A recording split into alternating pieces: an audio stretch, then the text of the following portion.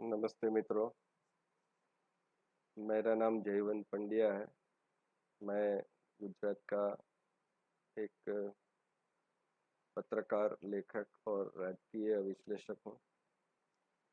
मैं आज एक बहुत ही गंभीर विषय पर, और ये विषय गुजरात का है, उसको लेकर आपके सामने प्रस्तुत हुआ हूँ। यह विषय ऐसा है कि कल अहमदाबाद में कांग्रेस के एक नेता और कॉरपोरेटर बदरुद्दीन भाई शेख का निधन हो गया। और निधन का कारण कोरोना और उसके साथ जो भी उनको बीमारी थी वो था। मैं एक गंभीर प्रश्न ये उठाना चाहता हूँ कि बदरुद्दीन भाई का सही में निधन हुआ है या उनकी हत्या हुई है। ये बात मैं इसलिए कह रहा हूँ क्योंकि जिस तरह एक महीने पहले, यानी 1 अप्रैल तक, 1 अप्रैल तक जो स्थिति गुजरात में थी और आज जो स्थिति है, चाहे वो कोरोना पॉजिटिव केस को लेकर हो या फिर मृत्यु आंक को लेकर हो, तो ये स्थिति इतनी क्यों बिगड़ गई और इसके लिए कौन उत्तरदायी है, यह बात कोई नहीं करेगा, मैं कर रहा हूँ। मैं समझता हूँ कि हम माने या ना माने, लेकिन जो तबलीगी जमात है उनका दिल्ली में निज़ामुद्दीन में मरकज में जो कार्यक्रम हुआ, और उसके लिए जो भी पुलिस ने उनको कहा और फिर भी वो कोऑपरेट नहीं कर रहे थे, फिर अजीत डोभाल जी को जाना पड़ा, ऐसी रिपोर्ट आई थी। तो और मान लीजिए कि वो उनकी दलील है कि वो कहते हैं कि जब भी ये कार्यक्रम था तो उस टाइम पर घरवास यानी कि लॉकडाउन जाहिर हो गया था, कि सूचना जारी हो गई थी। तो उसके बाद वे स्वयं क्यों नहीं गए पुलिस के पास कि भाई हम यहाँ फंसे हुए हैं और आप हमारा कुछ कीजिए। एक सामान्य नागरिक के तौर पर भी इनकी ये फर्ज थी, लेकिन वो नहीं करे। चलिए वो मान लेते हैं कि नहीं करे, लेकिन उसके बाद स्टेप बाय स्टेप हम देखें तो उसके बाद बस में जाते हुए वो थूकते हैं। अलग अलग कानपुर हो या कोई भी हॉस्पिटल हो, ऐसे बहुत सारे रिपोर्ट आए कि वो थूकते थे, अपने कपड़े निकाल लेते थे नर्स के सामने। तो ये तो एक बात हो गई कि इनका व्यवहार ऐसा रहा। अभी वो एक कर रहे हैं कि भाई अपनी कुछ भी हो, छवि सुधारने के लिए हो या फिर कुछ भी हो, कि भाई हम प्लाज्मा थेरेपी में अपना रक्त देने के लिए तैयार है। वो अच्छी बात है कि चलो, जब से जागे तब से सवेरा, अपनी एक अच्छी शुरुआत करते हैं तो अच्छा है। लेकिन कल भी ऐसा रिपोर्ट आया था कि कानपुर में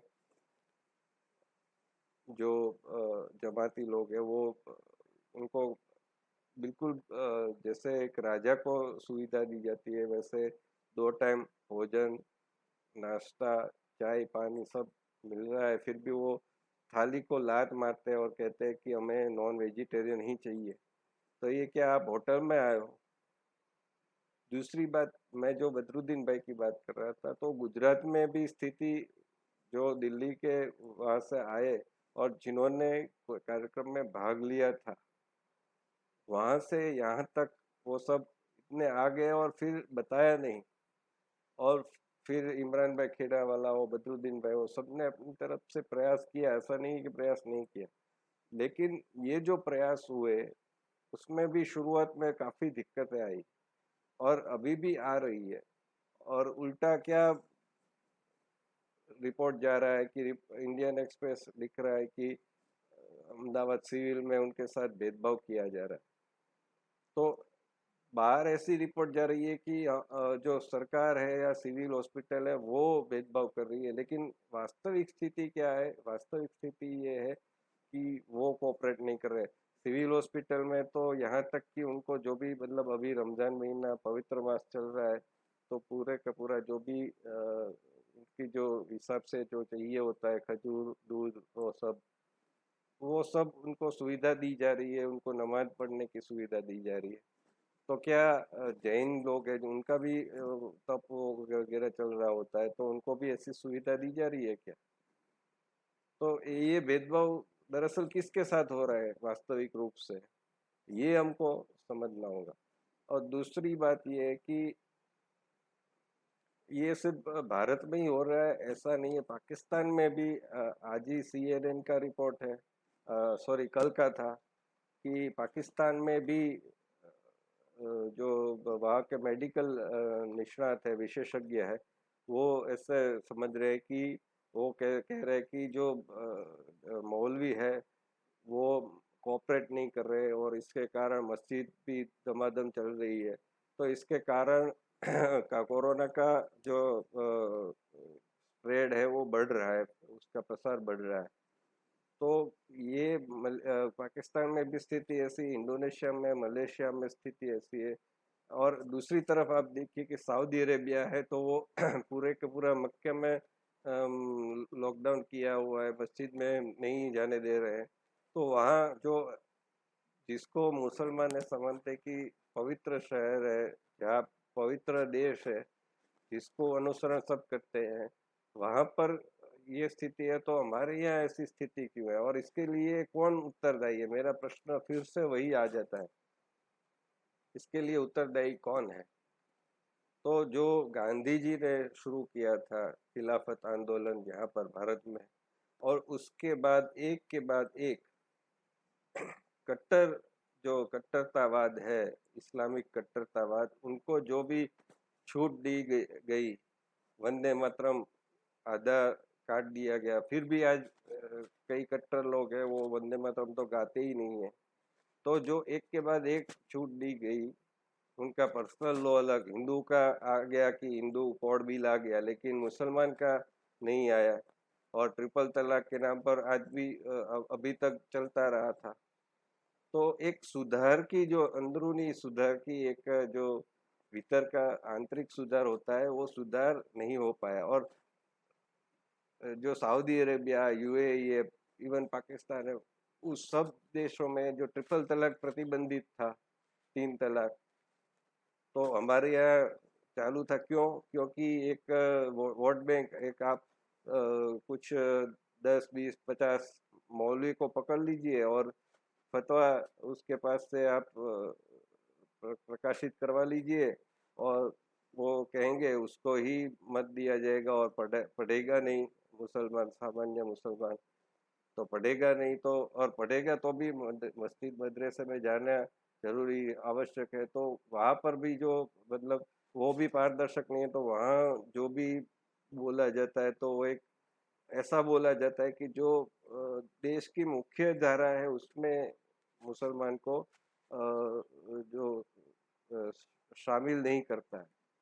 अ, ऐसी बातें बोली जाती है। मैं ऐसा नहीं कह रहा हूँ कि मुसलमान मुख्य प्रवाह में शामिल नहीं है, लेकिन बहुत सारे लोग हैं कि वो APJ अब्दुल कलाम है, अब्दुल हमीद है सैनिक, ऐसे बहुत सारे लोग हैं जिन्होंने कंट्रीब्यूशन किया है। लेकिन ये जो प्रवाह चलता है, तो आपने देखा होगा कि शाहीन बाग में भी इसी तरह वो जुट गए थे, एक बिना कुछ उनको पता भी नहीं था, और कह रहे थे कागज नहीं दिखाएंगे। वो कागज के कारण ही तो आप आज घर बैठे आपके बैंक अकाउंट में, जनधन में पैसा आ रहा है, किसान है तो आपको राशि आ रही है, सम्मान, प्रधानमंत्री किसान सम्मान राशि। तो कागज तो जरूरी है दिखाना, क्यों नहीं दिखाएंगे?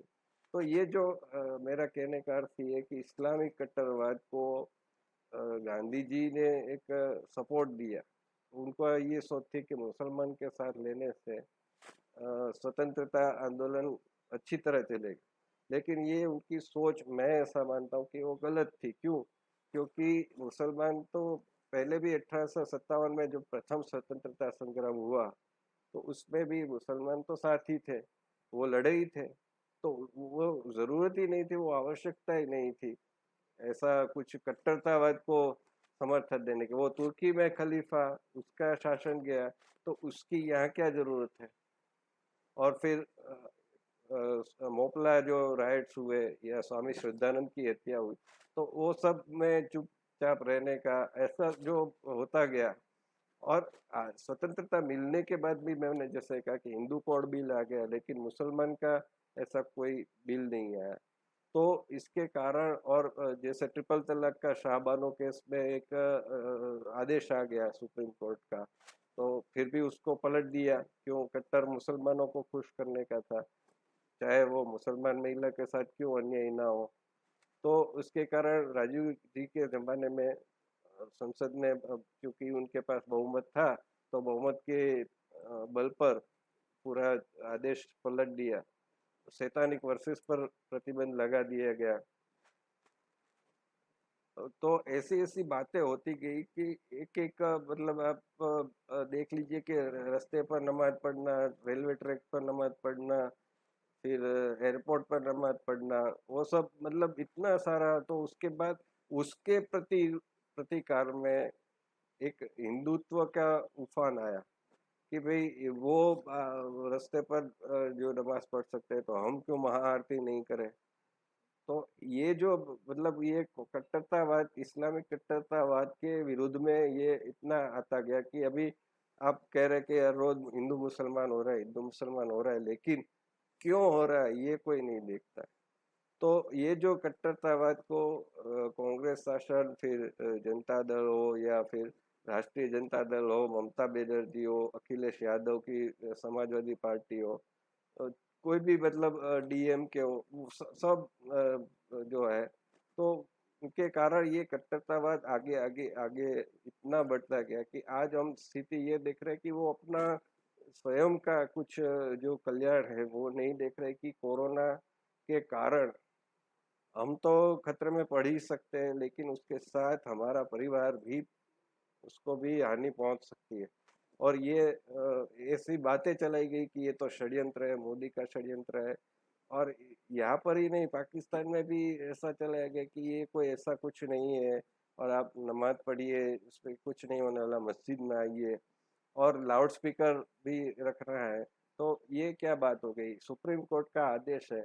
और नवरात्रि में जैसे सुप्रीम कोर्ट का आदेश का पालन होता है, और रात 12 बजे तक गुजरात में जो होता है कि फिर बंद हो जाता है लाउड स्पीकर, तो ये नमाज पढ़ने के जो अजान होती है, तो उस पे क्यों पालन नहीं होता है। तो ये सरकार की भी एक उत्तरदायित्व है, चाहे वो भाजपा की सरकार क्यों ना हो। तो जो मैं फिर वो बात पर आता हूँ कि 1 अप्रैल तक गुजरात में आप क्रोनोलॉजी देखिए। मैं आपको पढ़ के शॉर्ट में सुनाता हूँ कि 31 मार्च को जयंती रवि आरोग्य सचिव है, उन्होंने कहा था कि 74 पॉजिटिव केस आए थे। तो 74 केस से लेकर आज तक 3,000 से भी ज़्यादा पॉजिटिव केस आ चुके हैं। तो ये किस तरह आ गए। फिर आप देखिए क्रोनोलॉजी, और उसमें आप देखेंगे कि समाज ने तो सहकार नहीं किया है, लेकिन उसके साथ जो पुलिस है, पुलिस का काम बहुत अच्छा रहा है। और वो उन्होंने भी अपनी मुश्किल, कुछ पुलिस को बच्चे नहीं जाने दे रहे, कुछ अपने बच्चे नहीं जाने दे रहे, कुछ पुलिस है वो अपनी बच्ची के साथ ड्यूटी कर रही है। ऐसे बहुत सारे उदाहरण है कि पुलिस ने इतना अच्छा काम किया है। लेकिन जहाँ तक ये बात आती है कि जमात की बात आती है, तबलीगी जमात की, तो उसमें पुलिस का रोल है। उसको हम एक क्रिटिकल एंगल से देखेंगे तो पता चलेगा कि कुछ जो है इतनी चुस्ती से काम नहीं हुआ जो होना चाहिए था, और इसके कारण परिस्थिति बिगड़ गई। और इतनी बिगड़ गई कि 31 मार्च को 74 केसेस थे, वहां से लेकर आज 3,000 के ऊपर केस पहुंच गए, और मृत्यु आंक भी इतना बढ़ रहा है। तो 31 मार्च को 74, फिर उसमें जो नमाज जमाती का समाचार आया तो 1 अप्रैल को ये समाचार आया कि जो दिल्ली में जो कार्यक्रम हुआ उसमें सूरत के 76 और राजकोट के 12 लोग थे, 12 लोग थे, वो गए थे। तो ये सब बातें हुई। फिर 1 अप्रैल को ही समाचार आए और पुलिस ने कहा कि जो वहाँ गए थे उनकी सबकी पहचान हो चुकी है और एटीएस उसकी तपास करेगा, ऐसा एक निवेदन पुलिस की तरफ से आया था। फिर डीजीपी ने भी ये कहा कि सब जो रिलीजियस प्लेसेस है, धार्मिक स्थल है, उनकी जांच होगी, उसको चेक किया जाएगा। तो चेक हुआ कि नहीं हुआ, ये प्रश्न आता है, क्योंकि अगर जांच हुई थी, पूरी तरह से हुई थी, अगर नाम के मात्र हुई थी तो कुछ बात उसका कोई अर्थ नहीं देता है, लेकिन हुई थी तो इतनी बढ़नी नहीं चाहिए थी संख्या। तो वो जांच हुई थी कि नहीं हुई थी। 2 अप्रैल को ऐसी स्थिति थी गुजरात में कि लास्ट 12 आवर्स, जो बीते हुए 12 कलाक है, घंटे हैं, उसमें एक भी कोरोना का केस नहीं दर्ज हुआ था। ऐसा जयंती रवि ने, आरोग्य सचिव ने कहा था। तो ये स्थिति 2 अप्रैल तक थी। और 2 अप्रैल को डीजीपी शिवानंद झा कहते हैं कि निजामुद्दीन में गए गुजरात के 84 लोगों की पहचान हो गई है। अगर हो गई थी तो फिर उनका क्यों टेस्ट नहीं किया गया, उनका क्यों इतना उसको नहीं किया गया। तो ये भी एक बात है। फिर 3 अप्रैल को ये बात आई कि हाईकोर्ट में, सुप्रीम हाईकोर्ट में गुजरात सरकार ने ऐसा अपनी बात रखी कि जो तबलीगी जमात है उसके 68, यानी आप देखिए कि 84 लोगों की पहचान हो गई थी, उसमें से 68 अभी भी मिसिंग थे, ऐसा सरकार ने कहा। तो मिसिंग की अगर आप कहते हैं कि पहचान हो गई तो आपने फटाफट क्यों उनकी ट्रेसिंग नहीं की, आपने क्यों उनके पीछे नहीं किया।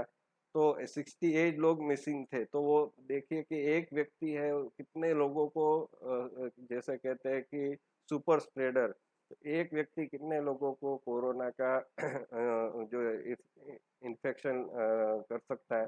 तो इतने 68 है, वो कितने लोगों का करेगा। फिर 3 अप्रैल को समाचार आए कि मरकज के 30 व्यक्तियों को जांच के लिए ले गए थे। 4 अप्रैल को समाचार आया था कि भावनगर में नए जो 2 केस थे उसमें निजामुद्दीन कनेक्शन निकला था और एक ही परिवार की 2 महिला थी। 4 अप्रैल को ही ऐसा समाचार आया कि वलसाड़ से कि तबलीगी जमात में जो 24 लोग गए थे वो वापस आ गए, लेकिन 14 जो लोग हैं वो अभी भी प्रशासन, पुलिस की पहुंच से बाहर है। तो आप जो है वो 1 अप्रैल को और 2 अप्रैल को ऐसा कहते हैं कि सब लोगों की पहचान हो गई है। तो फिर ये 14 लोग, और मैंने पहले भी कहा था कि हाईकोर्ट में सरकार ने कहा था कि 68 लोग हैं वो मिसिंग है। तो ये कैसे होने दिया, कि मिसिंग कैसे हो गए, इतनी चुस्ती थी तो वो कैसे हो गई। तो फिर 4 अप्रैल को अहमदाबाद की सुब्राती शाह मस्जिद में 16 जो सस्पेक्टेड लोग थे वो उनको पकड़ लिया गया और उनको हॉस्पिटल में दाखिल किया गया। तो ये सब बातें हैं। 4 अप्रैल को डांग में देखिए आपकी जो नोटिफिकेशन था उसका भंग करके, उल्लंघन करके मस्जिद में नमाज पढ़ने वाले 2 पुलिस अधिकारी, मतलब अपनी ड्यूटी छोड़ के वो नमाज पढ़ रहे हैं। तो जो है कि अपनी ड्यूटी से ज़्यादा महत्व है अपने धर्म को देना, अपने पंथ को देना। वो कहाँ तक उसका वो उचित है। तो 2 ऐसे पुलिस अधिकारी को सस्पेंड किए गए। 5 अप्रैल को सरकार ने ऐसा कहा कि तबलीगी जमात के कारण केस बढ़ रहे हैं। तो बढ़ रहे हैं तो इनको क्यों इतना, इनके साथ नरमी बरती गई, क्योंकि ये नरमी थी वो अंततः हमने जैसा कल देखा कि बदरुद्दीन भाई शेख का निधन हो गया, जो सेवक थे, जनसेवक थे, उनका निधन हो गया। तो ऐसे ये जो नरमी थी वो नरमी किसके किसके लाभ में आई और किसको हानि पहुंचाई, ये देखना जरूरी है। इमरान भाई खेड़ावाला को भी पॉजिटिव आया था, लेकिन ये तो भगवान का एक अभिनंदन है, भगवान का एक कृपा है कि जिसके कारण उनको ये नेगेटिव आ गया, उनके वो स्वस्थ हो गए। तो फिर ये बात थी 5 अप्रैल को शिवानंद झा जी ने कहा, डीजीपी ने, कि पुलिस अब 144 जितने ड्रोन की मदद से चेकिंग शुरू करेगी। तो हमने देखा कि छोटे छोटे अपार्टमेंट है, तो उसमें भी ड्रोन के कारण आप वो जो कैरम खेल रहे, क्रिकेट खेल रहे, तो वो आप अच्छी तरह से वो पहचान लेते हो। वो अच्छी बात है कि भाई जो टेरेस पर भी गैदरिंग ना हो लोगों की, तो क्योंकि वो टेरेस पर तो पुलिस एक एक अपार्टमेंट में जा नहीं सकती, तो ड्रोन की मदद से आपने एक अच्छा कदम उठाया। लेकिन ये कदम उन हॉटस्पॉट एरिया में उठाया था क्या? वहाँ तो बिंदास वो उल्लंघन कर रहे थे। तो ये सब बातें हैं। फिर 9 अप्रैल को फिर से आशीष भाटिया सीपी है, उनका एक निवेदन आया कि जो 11 जमाती है उनका दिल्ली कलेक्शन बाहर आया है, पुलिस तपास अभी भी चालू है, पुलिस की जांच जारी है। और 10 अप्रैल को फिर शिवानंद झा जी कहते हैं, डीजीपी, कि गुजरात में तबलीगी जमात जो है उनके 130 लोग पहचान लिए गए। तो पहले कहा था 84 लोग हैं उनको पहचान लिया गया था, और फिर 10 अप्रैल को कहते हैं कि 130 लोग हैं उनको पहचान लिया गया था।